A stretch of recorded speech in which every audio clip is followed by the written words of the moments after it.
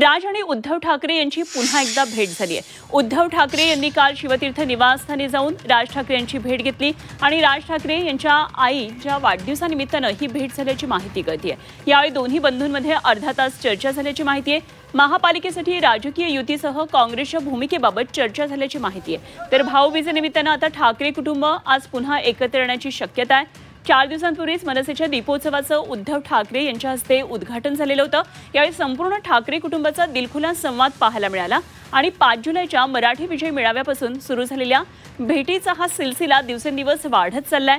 ठाकरे बंधूंमधल्या नात्याचे बंध अधिक मजबूत होताना आता दिसत आहेत।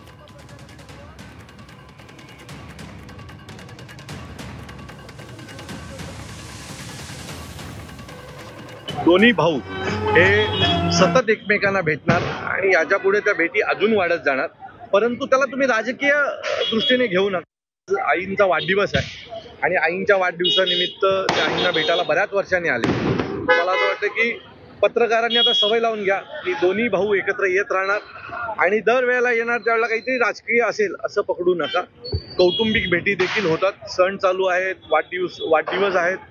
उद्धव साहेबांच्या वाढदिवसाला देखील राजसाहेब गेले होते आणि आई तर त्यांच्या मावशी पण लागतात, काकी पण लागतात, त्यामुळे त्याच त्यांच्या वाढदिवसाला आलेलं। दुसरं मला वाटत नाही दुसरं काय। अविनाश जाधव यांची ही प्रतिक्रिया होती आणि या संदर्भात आणखी सविस्तर तपशील जाणून घेऊया। आमच्या प्रतिनिधी मनश्री पाठक सध्या आपल्याबरोबर जोडल्या गेल्यात। मनश्री, खरं तर पत्रकार बंधूंनी मीडियाने आता सवय लावून घेतली पाहिजे, या भेटीगाठी होतच राहणार।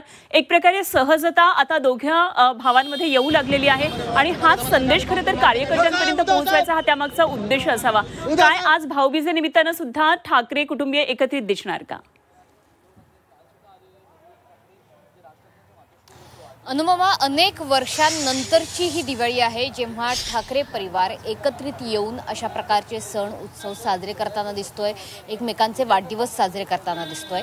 अर्थातच अविनाश जाधवांनी जे सांगितलं की पत्रकारांनी आता सवय करून घ्या, कारण गेल्या काही महिन्यांमधल्या वाढत्या भेटीगाठींची संख्या जर आपण बघितली तर अर्थातच या कौटुंबिक भेटीगाठी आहेतच, मात्र यामध्ये राजकीय चर्चा अजिबातच होत नाही असं समजण्याचं काही कारण नाहीये। कारण वारंवार ज्या बातम्या येत आहेत, ज्या पद्धतीने नियोजन चाललेलं आहे दोन्ही पक्षांमध्ये, जागा वाटपाची चर्चा कुठे ना कुठे होतेच आहे, मात्र त्यासोबतच एक स्ट्रॅटेजी, इथून पुढचा राजकीय प्लॅन काय असेल याबाबत सुद्धा दोन्ही ठाकरे बंधूंमध्ये सातत्याने काही अर्थपूर्ण चर्चा होत आहेत। हे नाकारता येण्याचं कारण नाही, कारण बाळा नांदगावकर यांनी सुद्धा त्या पद्धतीने माध्यमांना वेळोवेळी सांगितलेलं आहे।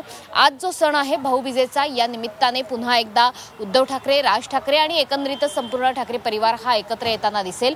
राज ठाकरे यांच्या ज्या भगिनी आहेत त्या सुद्धा शिवाजी पार्क या ठिकाणीच राहतात, काही मीटर अंतरावर त्यांचं घर आहे, त्याच्यामुळे कदाचित उद्धव ठाकरे, राज ठाकरे हे दोघेही आपल्या बहिणीच्या घरी जाऊ शकतात किंवा शिवतीर्थ या राज ठाकरेंच्या माझ्या मागे असलेल्या निवासस्थानीच भाऊबीजेचा सण हा साजरा सुद्धा होऊ शकतो।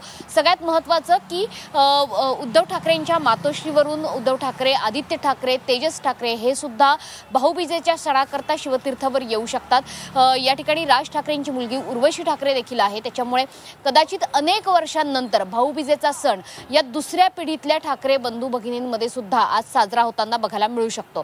त्यामुळे एकीकडे जेव्हा आपण बघतो आहोत की ठाकरे बंधूंची पहिली फळी म्हणजे ठाकरेंची जी पहिली पिढी आहे, उद्धव राज ठाकरे यांची जी पिढी आहे, याच्यानंतर दुसऱ्या फळीमध्ये, दुसऱ्या पिढीमध्ये सुद्धा आता तोच एकोपा आपल्याला पाझरताना बघायला मिळतो आहे। अगदी अमित ठाकरे असतील, आदित्य ठाकरे, उर्वशी ठाकरे यांचं जे एकंदरीत वावरणं आहे, अगदी दीपोत्सवाच्या कार्यक्रमात सुद्धा आपण बघितलं की अमित ठाकरे आणि आदित्य ठाकरे हे एकाच गाडीतून प्रवास करत होते। आदित्य ठाकरेंच्या हाती स्टेअरिंग होतं तर दुसरीकडे राज ठाकरेंच्या हाती स्टेअरिंग होतं। त्याच्यामुळे भाऊबीजेचा हा सण अगदी बहीण भावांमध्येच असला पाहिजे असं नाही, तर भाऊ भाऊ मिळून सुद्धा आज भाऊबीजेचा हा सण साजरा करतील आणि इथून पुढच्या संपूर्ण राजकीय परिघात सुद्धा आपल्याला ठाकरे बंधूंची ही भाऊबीज बघायला मिळेल। खरे आणि खऱ्या अर्थानं आपल्याला आज हा भाऊबीजेचा सण पाहायला मिळेल असं म्हणायला हरकत नाही। धन्यवाद मनश्री दिलेल्या सगळ्या सविस्तर माहितीसाठी। मनश्री पाठक आमच्या प्रतिनिधी आपल्याबरोबर होत्या।